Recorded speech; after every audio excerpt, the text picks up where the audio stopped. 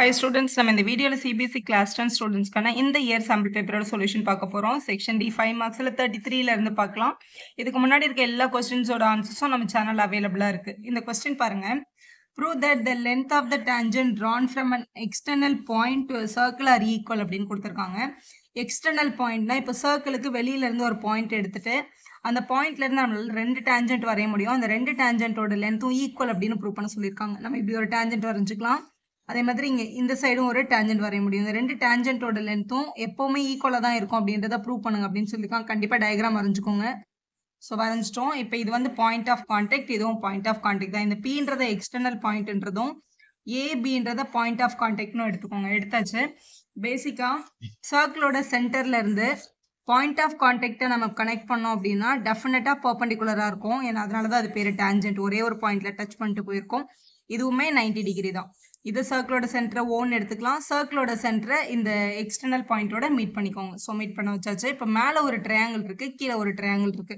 அதாவது ஓஏபி அப்படின்றது ஒரு ட்ரையாங்கிள், இன்னொரு ட்ரையாங்கிள் வந்து இங்கே கீழே இருக்கு.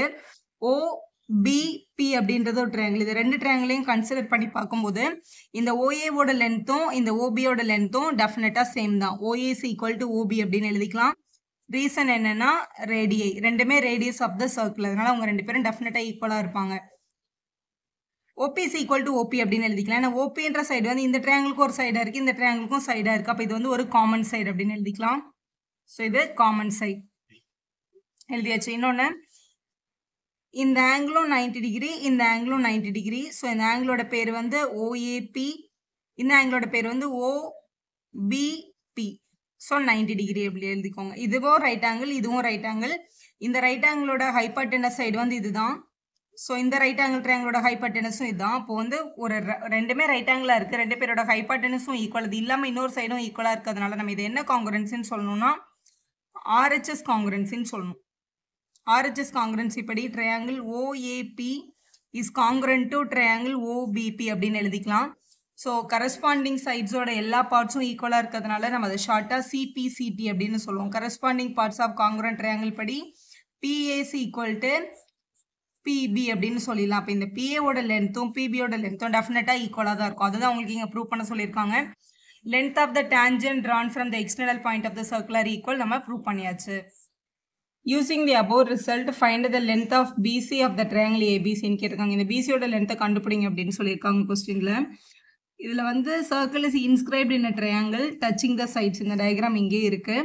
ஏபிபிசிசிஏன்ற சைட்ஸ் வந்து ஆர்பிக்யூன்ற பாயிண்ட்ல இப்படி டச் பண்ணியிருந்ததுன்னா ஏபி வந்து 10 யூனிட், ஏக்யூ வந்து 7, சிக்யூ வந்து 5ன்னு கொடுத்துருக்காங்க. நான் இதே டயக்ராம் இங்கே வரைஞ்சிருக்கேன்.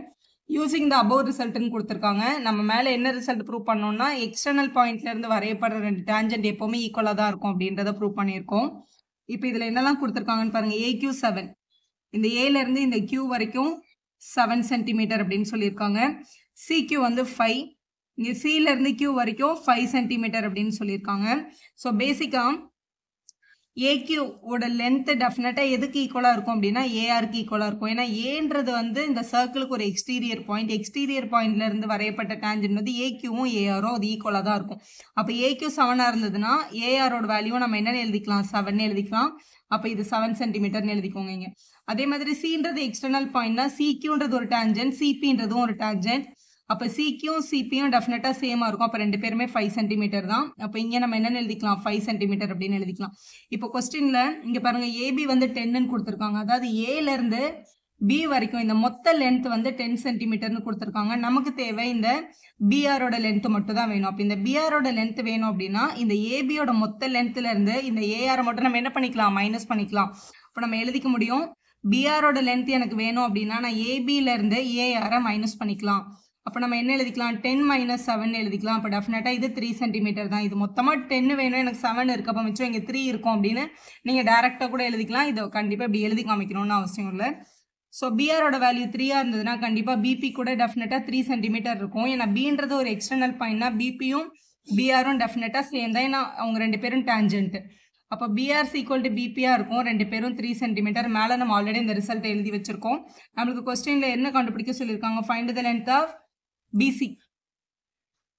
ஸோ பிசியோட லென்த் அப்படின்றத கண்டுபிடிக்கிறதுக்கு பிபியோட லென்த்தையும் பிசியோட லென்த்தையும் ஆட் பண்ணிடணும். பிபி வந்து 3 சென்டிமீட்டர்னு நம்ம கண்டுபிடிச்சிருக்கோம். பிசி வந்து 5 சென்டிமீட்டர்னு கண்டுபிடிச்சிருக்கோம். ரெண்டுத்தையும் ஆட் பண்ணால் 8 சென்டிமீட்டர் அப்படின்றது தான் உங்களோட கரெக்டான ஆன்சர். 34th கொஸ்டின் பாருங்க. A boy whose eye level is 1.35 meter from the ground. நான் கீழே போட்டிருக்க லைன் வந்து கிரவுண்டுன்னு எடுத்துக்கலாம். இங்கே ஒரு பையன் நிற்கிறான். அவனோட ஐ வந்து 1.35 மீட்டர், அவனோட ஹைட் வந்து 1.35 மீட்டர் டால்னு சொல்லலாம். அவனோட கண் இங்கே இருக்குன்னு வச்சுக்கோங்க. இவ்வளோ ஹைட்டில் இருக்கான். இங்கேருந்து spotting a balloon moving with the wind in the horizontal line. இங்கேருந்து ஒரு பலூனை பார்க்குறான். அந்த பலூன் வந்து இப்படி ஹாரிசாண்டலாக மூவ் பண்ணி போயிட்டு இருக்கு. அதாவது ஒரே ரேஞ்சில் அப்படி போகுது அப்படின்னு யோசிக்கணும். The angle of elevation of the balloon from the eyes of the boy at an instant 60 degree தெரியுது. After 12 seconds பார்க்கும்போது angle of elevation வந்து 30 degree தெரியுது. அப்போ வந்து அந்த பலூனோட ஸ்பீடு வந்து 3 மீட்டர் பர் செகண்டாக இருந்தால் அந்த பலூன் வந்து கிரவுண்ட்லேருந்து எவ்வளோ ஹைட்டில் பறந்துருக்கும்னு கண்டுபிடிங்க அப்படின்னு சொல்கிறாங்க. முதல்ல ஆங்கிள் ஆஃப் எலிவேஷன் 60ல் தெரிஞ்சுது, அதுக்கப்புறம் 30ல் தெரியுது அப்படின்னு சொன்னாங்க இல்லையா. ஸோ முதல்ல இங்கே நிற்கிற ஒருத்தரோட ஐசைட் வந்து இப்படி தான் போகணும். இதான் லைன் ஆஃப் சைட். அவன் இப்படி தான் பார்க்கணும். இப்படி பார்க்காம என்ன பண்ணுறான்னா, இந்த பலூனை பார்க்கறதுக்காக இவ்வளோ தூரம் அவனோட கண்ணை வந்து எலிவேட் பண்ணி பார்க்குறான். இதான் ஆங்கிள் ஆஃப் எலிவேஷன். ஸோ இங்கே பார்த்துட்டு இங்கே பார்க்கும்போது 60 டிகிரியில் முதல்ல பலூன் தெரிஞ்சுது. அதுக்கப்புறம் இங்கே பலூன் வந்து நகர்ந்து போயிடுச்சு காற்றுல. அதுக்கப்புறம் திருப்பியும் அதே பலூனை பார்க்குறான். அப்போ அந்த பலூன் வந்து 30 டிகிரியில் தெரிஞ்சுது. இதில் எதில் 30 போடுறது, எதில் இங்கே பலூன் வந்து இப்படி மூவ் பண்ணியிருக்கு நான் யோசிக்கக்கூடாதா மேம்? நீங்கள் யோசிக்கலாம். ஆனால் இங்கே ஆங்கிள் வரையும் போதே தெரியும். இந்த ஆங்கிள் பெருசு, இந்த ஆங்கிள் சின்னதாக இருக்குது பாருங்கள். அப்போ சின்னதாக இருக்கிறதுல 30யும் பெருசாக இருக்கிறதுல 60யும் போட்டுக்கோங்க. ஸோ இந்த பெரிய ஆங்கிள் வந்து 60 டிகிரின்னு கொடுத்துருக்காங்க கொஸ்டினில். ஸோ இதுதான் உங்களுக்கு கொடுத்துருக்க ஹிண்ட்டு. இதில் வந்து நம்ம கண்டுபிடிக்க வேண்டியது என்ன அப்படின்னா, அந்த பலூன் வந்து கிரவுண்ட்லேருந்து எவ்வளோ ஹைட்டில் பறந்துட்டு இருந்ததுங்க கண்டுபிடின்னு சொல்லியிருக்காங்க. இப்போ இந்த பலூன் வந்து கிரவுண்ட்லேருந்து இவ்வளோ தூரத்தில் இருக்குது. நம்மளோட ட்ரையாங்கிள் வந்து இங்கே மேலே தான் ஃபார்ம் ஆயிருக்கும். ஸோ இங்கே கீழே இருக்கிற இந்த பாக்ஸ் வந்து ஆக்சுவலாக ஒரு ரெக்டாங்கிள். முதல்ல இதுலேருந்து இது வரைக்கும் ஹைட்டை கண்டுபிடிச்சிட்டு அதுக்கப்புறம் அந்த பாயோட ஹைட்டை ஆட் பண்ணிட்டோம் அப்படின்னா அந்த பலூன் வந்து கிரவுண்ட்லேருந்து எவ்வளோ ஹைட்டில் இருந்ததுன்றதை நம்ம கண்டுபிடிச்சிடலாம். இப்போ அது இல்லாமல் எதுக்கு மேம் இந்த ஸ்பீடு அதெல்லாம் கொடுத்துருக்காங்களா? அது எதுக்கு கொடுத்துருக்காங்க அப்படின்னா, இங்கே பாருங்களேன், நான் வந்து இங்கே சும்மா ஒரு ஆல்ஃபபெட் போட்டுக்கிறேன். சப்போஸ் இது A, B, C, D, E, F, இது G, இது H. நீங்கள் என்ன ஆல்ஃபபெட் எப்படி வேணாலும் போட்டுக்கோங்க. போட்டாச்சு. இந்த பலூன் Cலேருந்து D வரைக்கும் இப்படி மூவ் பண்ணிச்சுல, அது வந்து இந்த Eலேருந்து Fக்கு மூவ் பண்ண டிஸ்டன்ஸ் தான் நம்ம எடுத்துக்க போகிறோம். ஏன்னா அதுதான் சேம். இது வந்து ஆக்சுவலாக ஒரு ரெக்டாங்கிள் தான். இங்கே எவ்வளோ லென்த் இருந்ததோ அதே லென்த்து தான் இங்கேயும் இருக்கும். இப்போ கொஸ்டினில் என்ன சொல்லியிருக்காங்கன்னா, பலூன் முதல்ல இருந்த பொசிஷன் இது. ஆஃப்டர் 12 செகண்ட்ஸ் அப்படின்னா அந்த பலூன் இங்கேருந்து இங்கே போயிருக்கிறதுக்கு எடுத்துக்கிட்ட டைமிங் பார்த்தீங்கன்னா 12 செகண்ட்ஸ் அப்படின்னு கொடுத்துருக்காங்க. அதை எழுதிக்கோங்க. அது இல்லாமல் அந்த பலூனோட ஸ்பீடு, விண்டோட ஸ்பீடு எப்படி இருந்ததுன்னா 3 மீட்டர் பர் செகண்டாக இருந்தது. அப்போ ஸ்பீடும் கொடுத்துருக்காங்க, 3 மீட்டர் பர் செகண்ட் அப்படின்னு கொடுத்துருக்காங்க. அப்போ ஈலேருந்து எஃப்க்கு பலூன் மூவ் பண்ணதுக்கான டைமும் ஸ்பீடும் கொடுத்துட்டாங்கல்ல. அப்போ நம்மளோட டிஸ்டன்ஸை நம்ம கண்டுபிடிச்சிக்கலாம். டிஸ்டன்ஸோட பேசிக் ஃபார்முலா என்ன? Speed into time. So speed வந்து 3, டைம் வந்து 12ன்னு கொடுத்துருக்காங்க. அப்போ 36 அப்படின்றது தான் கரெக்டு மீட்டர். இதுவும் செகண்டில் இருக்குது, இதுவும் செகண்டில் இருக்குது. அப்போ இதில் யூஸ் பண்ணியிருக்கிற டிஸ்டன்ஸோட யூனிட் வந்து மீட்டர் தான். அப்போ 36 மீட்டர். அப்போ இந்த ஈலேருந்து எஃப் வரைக்கும் அந்த பலூன் மூவ் பண்ணது 36 மீட்டர்ஸ் அப்படின்னு நம்ம எழுதிக்கலாம். அப்போ இஎஃப்ன்றது அதோட டிஸ்டன்ஸ், அந்த பலூன் மூவ் பண்ண டிஸ்டன்ஸ் வந்து இந்த இஎஃப்க்கு தான் ஈக்குவலாக இருந்திருக்கும். அது 36 மீட்டர் அப்படின்றது தான் கொஸ்டினில் இன்டெரக்டாக கொடுத்துருக்காங்க. இதுக்கப்புறம் நம்ம யூஸ்வலாக எடுக்கிற 2 ரைட் ஆங்கிள் ட்ரையாங்கிள் எடுத்துகிட்டு சால்வ் பண்ணிக்கலாம். இப்போ முதல்ல எடுத்துக்க போகிற ரைட் ஆங்கிள் ட்ரையாங்கிள் நான் இந்த 60 டிகிரி யூஸ் பண்ணி எடுக்கிறேன்.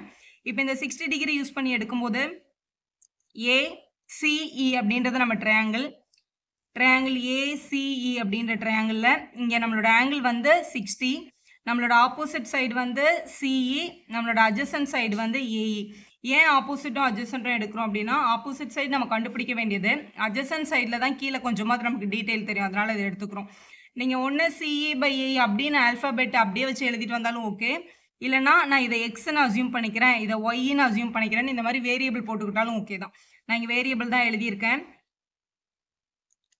tan 60 degree is equal to 60 டிகிரியோட ஆப்போசிட் சைடு வந்து CE, அட்ஜசன்ட் சைடு வந்து AE.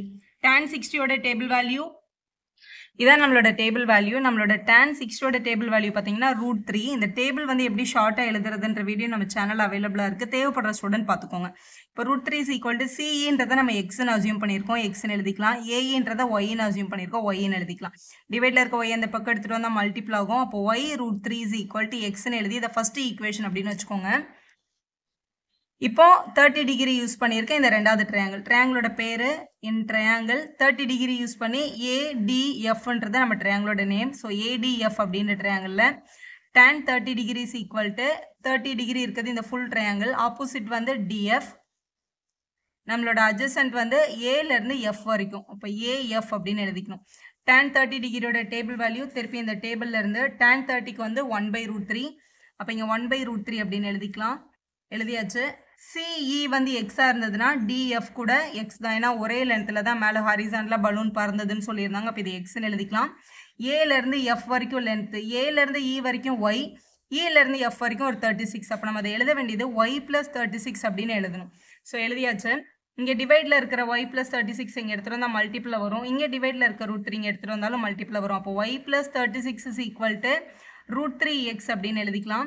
இந்த எக்ஸுக்கு பதிலாக நம்ம ஆல்ரெடி ஈக்குவேஷன் 1ல் நம்ம என்ன கண்டுபிடிச்சி வச்சிருக்கோம்? y இன்ட்டு √3ன்னு கண்டுபிடிச்சிருக்கோம். அதாவது √3yன்னு கண்டுபிடிச்சி வச்சிருக்கோம். அப்போ யூஸ் 1 ஃபர்ஸ்ட் ஈக்குவேஷனை இங்கே நம்ம யூஸ் பண்ணிக்கிறோம். எப்படி யூஸ் பண்ணுறோன்னு பாருங்க. y plus 36 is equal to இந்த √3xல √3 அப்படியே வச்சுட்டு மல்டிபிள் பை இந்த எக்ஸுக்கு பதிலாக நம்ம கண்டுபிடிச்சிருக்க y இன்ட்டு √3, அதாவது √3y அப்படின்னு எழுதிக்கோங்க. √3 இன்ட்டு √3 என்ன ஆகிடும்? y ஆகிடும். அப்போ y plus 36 is equal to 3y அப்படின்னு எழுதிடலாம். இந்த ப்ளஸ் y அந்த பக்கம் எடுத்துகிட்டு வந்தால் மைனஸ் y ஆகும். அப்போ 36 is equal to 3y minus y. அப்போ 36 is equal to 2y அப்படின்னு கிடைக்குது. ஸோ இங்கே எழுதிடலாம். 36 is equal to 2y. y is equal to 36 divided by 2. So cancel பண்ணிட்டா y ஓட வேல்யூ நமக்கு 18 அப்படின்னு கிடைச்சிருக்கு. அப்போ y is equal to 18 தான். So y is equal to 18 அப்படின்ற வேல்யூ எடுத்துகிட்டு நீங்கள் சப்ஸ்டியூட் பண்ணிடலாம். So y is equal to 18ன்ற வேல்யூ இங்கே சப்ஸ்டியூட் பண்ணால் 18√3 is equal to x அப்படின்னு கிடைச்சிருக்கு. ஸோ இதுதான் நம்மளோட எக்ஸோட வேல்யூ. இப்போ கொஸ்டினுக்கு வாங்க. கொஸ்டினில் நமக்கு என்ன கண்டுபிடிக்க சொன்னாங்க? பலூன் வந்து கிரவுண்ட்லேருந்து எவ்வளோ ஹைட்டில் பறந்துட்டு இருந்தது கண்டுபிடி அப்படின்னு சொல்லியிருந்தாங்க. பலூனோட ஹைட்டுன்றது வந்து இந்த ஜிலேருந்து இந்த சி வரைக்கும், ஜிலேருந்து சி வரைக்கும் நமக்கு லென்த் வேணும் அப்படின்னா ஜிலேருந்து இயோட லென்த்தும் இலேருந்து சியோட லென்த்தையும் ஆட் பண்ணும். இந்த பாயோட அந்த ஹைட் வந்து 1.35 கொடுத்துருந்தாங்க. அப்போ இந்த 1.35ன்ற லென்த்து கூட எக்ஸை ஆட் பண்ணால் தான் பலூன் வந்து கிரவுண்ட்லேருந்து எவ்வளோ ஹைட்டில் பறந்ததுன்னு நமக்கு தெரியும். அப்போ 1.35 ப்ளஸ் எக்ஸோட வேல்யூ 18√3 அப்படின்னு நம்ம கண்டுபிடிச்சிருக்கோம். அப்போ இங்கே 18√3ன்னு எழுதிடலாம். √3யோட வேல்யூ பாருங்கள், உங்களோட கொஸ்டினில் கொடுத்துருக்காங்க 1.73 அப்ளை பண்ண சொல்லியிருக்காங்க. அப்போ 1.73 அப்படின்ற வேல்யூவை இந்த √3க்கு பதிலாக எழுதி மல்டிபிள் பண்ணிக்கணும். மல்டிபிள் பண்ணிட்டு தான் அடிஷன் பண்ணணும். ஸோ இது 1.35 ப்ளஸ் 18 இன்ட்டு 1.73 மல்டிபிள் பண்ணால் நமக்கு 31.14 கிடைக்குது. 31.14ஐயும் 1.35 ஆட் பண்ணால் 32.49 கிடைக்குது. ஸோ இது வந்து மீட்டர்ஸில் எழுதிடலாம். ஏன்னா ஸ்பீடு டிஸ்டன்ஸ்லாம் மீட்டரில் தான் கொடுத்துருந்தாங்க. ஸோ இதுதான் உங்களோட கிரவுண்ட்லேருந்து பலூன் பறந்துட்டு இருந்த height of the balloon from the கிரவுண்டுன்னு எழுதி வேல்யூ எழுதி சம்ம கம்ப்ளீட் பண்ணிடுங்க. வீடியோ யூஸ்ஃபுல்லாக இருந்தால் ஒரு லைக் போடுங்க. உங்கள் ஃப்ரெண்ட்ஸ்க்கும் ஷேர் பண்ணுங்கள். Subscriber channel for more videos.